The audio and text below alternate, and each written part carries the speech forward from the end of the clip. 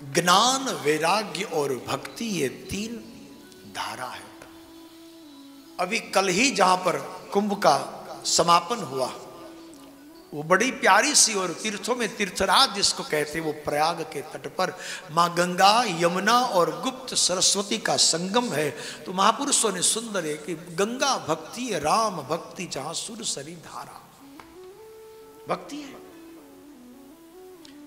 माँ यमुना जी वो ज्ञान है, और सरस्वती वैराग्य। ज्ञान, भक्ति और सरस्वती तीनों का समन्वय जहां पर हो, तो वहां भगवान साथ ही साथ होते हैं। देखो, रामायण में राम जी ने 4 ऋषियों से प्रश्न पूछा है।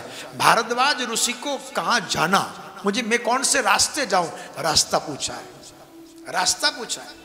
वाल्मीकि ऋषि को मैं कौन सी जगह रहूं, कहां मुझे रहना चाहिए, हाँ ऐसा स्थल बताओ कि 14 साल में वहां पर रह सको, तो वाल्मीकि को पूछा है।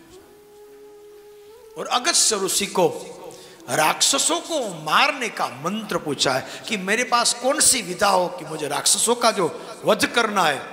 अगस्त्य ने कहा कहीं नहीं जाना है, पंचवटी में जाओ, आपको कहीं जाना नहीं है, वो अपने आप वहां पर कूद कूद कर आ जाएंगे। वैसे भी दिया ज्वलित होता है तो पतंगे को बुलाना नहीं पड़ता, अपने आप कूद कर आ जाते हैं। आप वहां पर पंचवटी में जाओगे, राक्षस अपने आप आ जाएंगे। और वाल्मीकि ऋषि ने तो 1 नहीं 2 नहीं 14 जगह बताई जहां राम का निवास है। आप रामचरितमानस पढ़िए, 14 जगह भगवान राम कहां रहते हैं।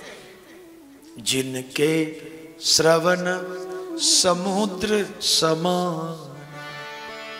ए भाई, आप सब बहुत भाग्यशाली हो, मेरे से भी ज्यादा भाग्यशाली हो, मुझे आपकी ईर्ष्या हो रही। क्यों?